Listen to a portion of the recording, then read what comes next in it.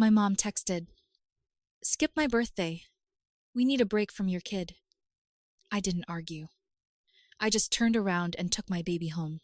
2 weeks later, when they realized we'd spent Thanksgiving at a private lodge with friends who flew us out, my mom's first message, "Why didn't you tell us you were going there?" I got angry and replied. I stared at my phone like it had just slapped me across the face. My mom's text sat there, cold and cruel. "Skip my birthday this year. We need a break from your kid." No explanation, no apology, just that. My daughter Maisie was 3 months old, asleep in her car seat in the back. We were already halfway to my parents' house in Portland when that message came through. I had driven 4 hours from Seattle with a newborn because family mattered to me. Or so I thought. Here's what you need to understand. I'm Tracy.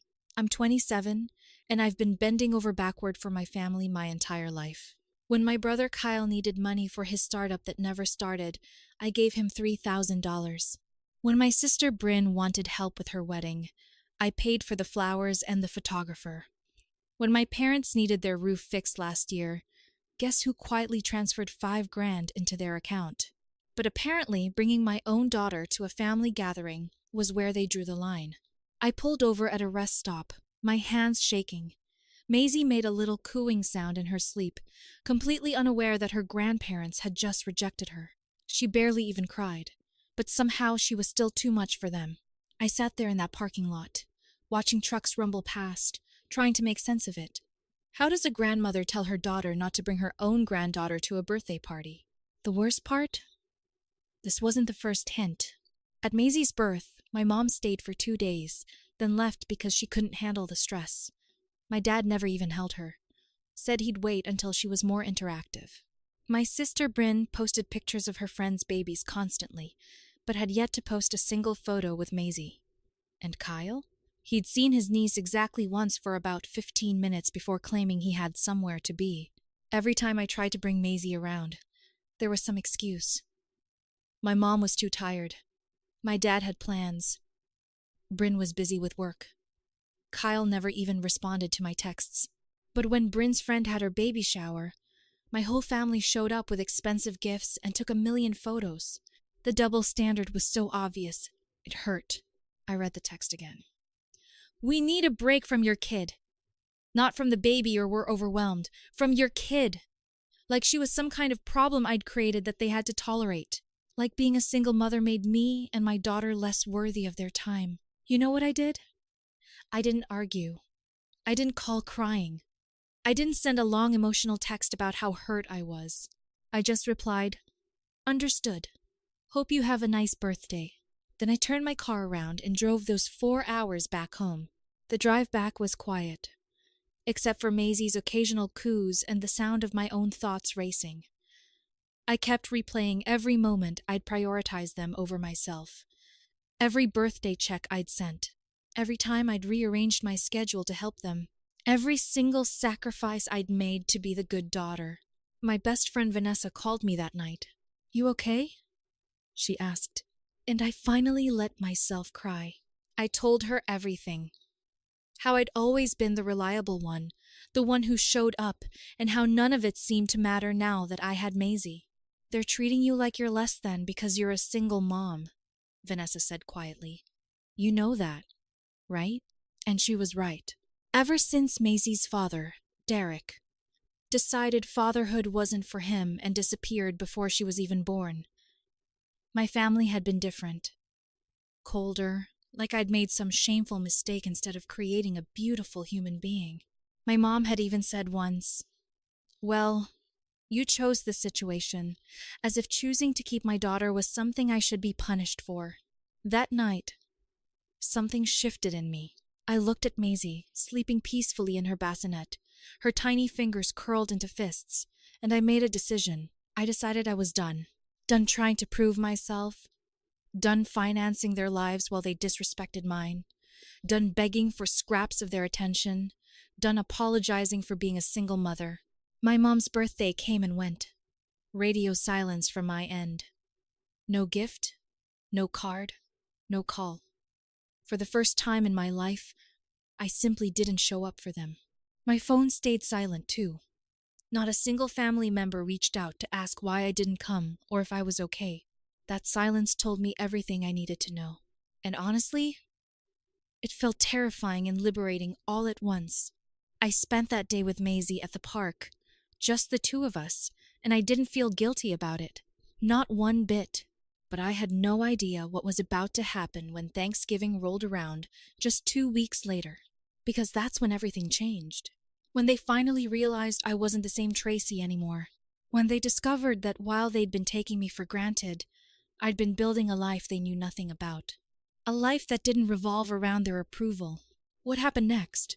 Well, let me tell you about the Thanksgiving that made my family lose their minds. So, Thanksgiving was coming up, and for the first time in my adult life, I wasn't planning to spend it with my family.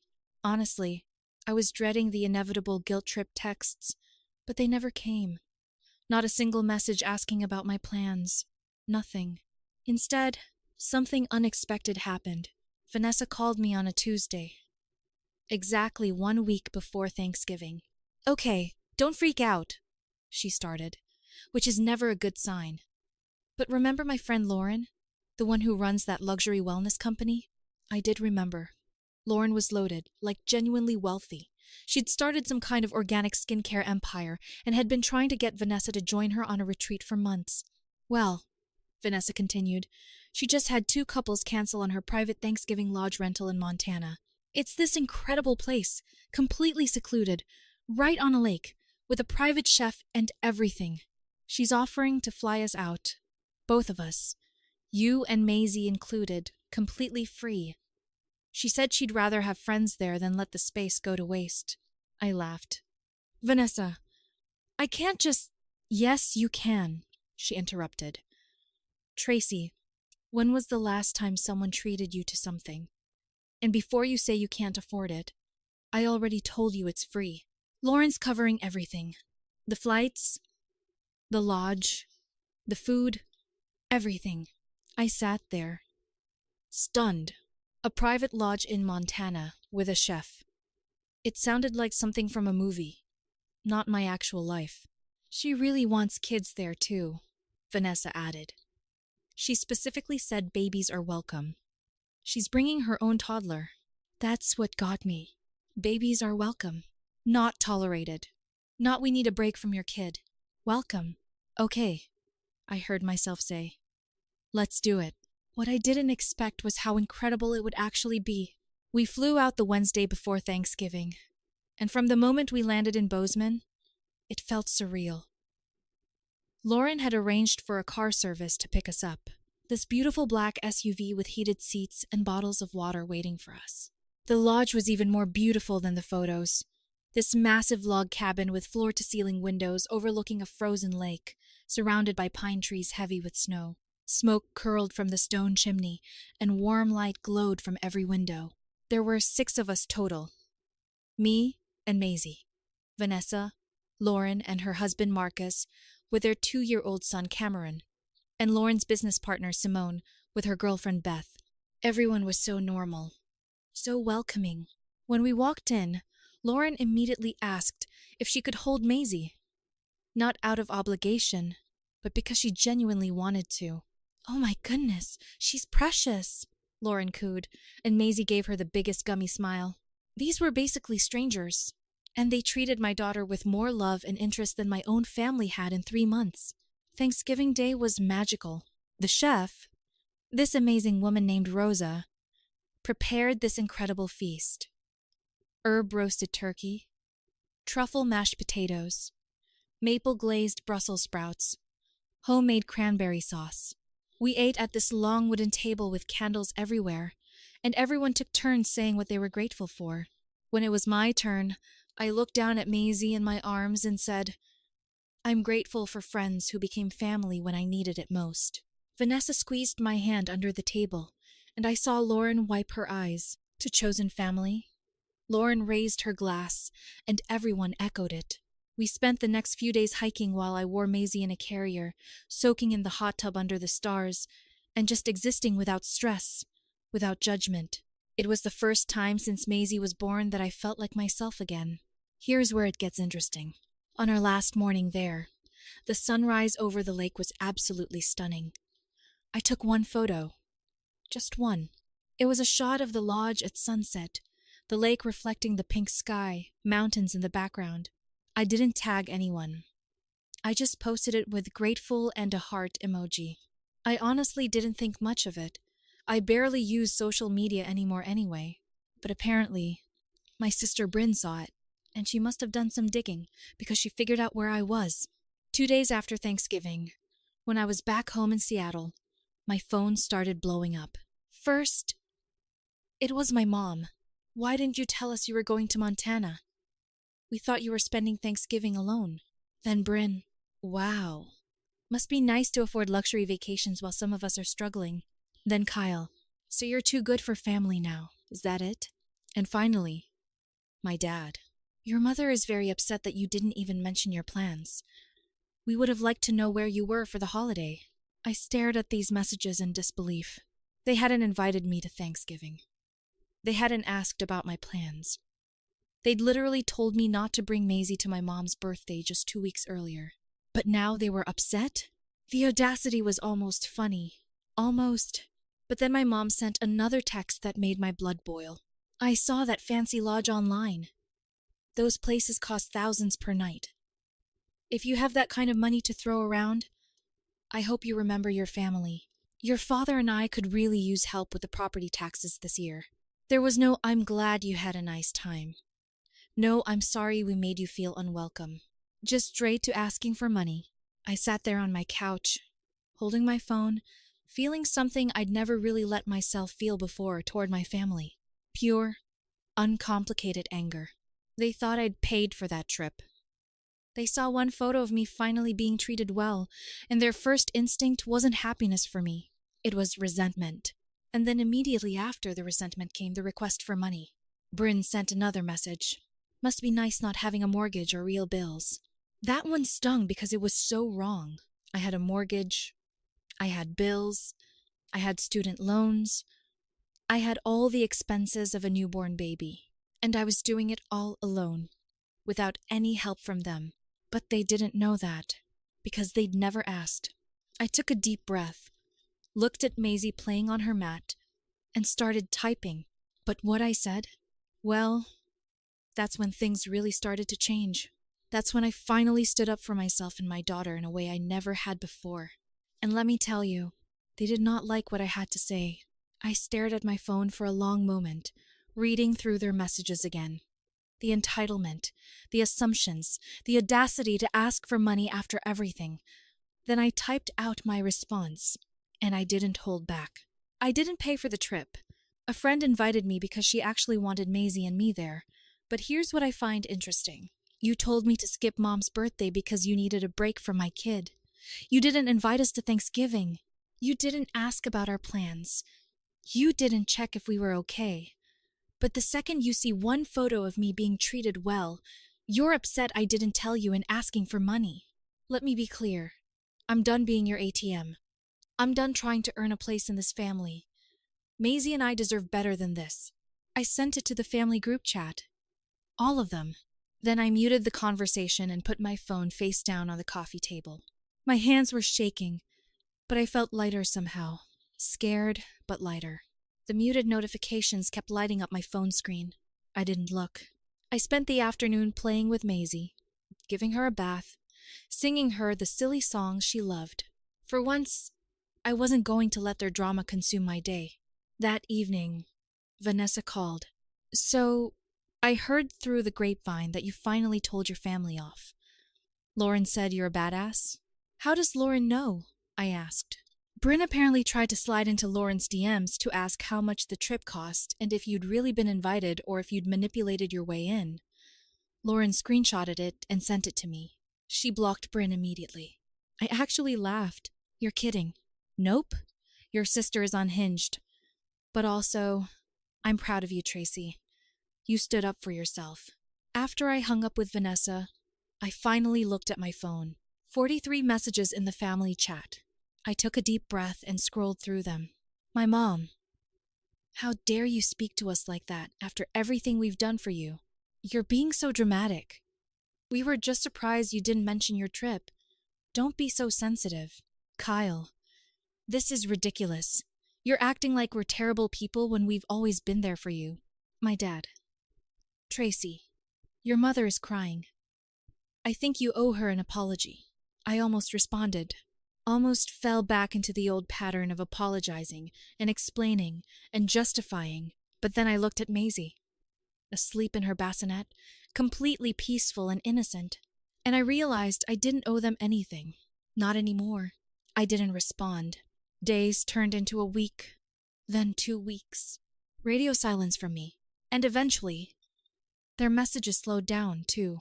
Christmas was approaching, and for the first time ever, I made plans that didn't include them. Vanessa invited Maisie and me to spend it with her family in California, and I said yes. Then, 3 weeks after my message, something shifted. My dad called. Actually called, not texted. I almost didn't answer, but something made me pick up. Tracy? His voice was quiet. Can we talk? Just you and me. I'm listening, I said carefully. He see it. Your mom and I have been doing a lot of thinking. And I talked to your uncle Frank. You remember him, right? He's been a therapist for 30 years.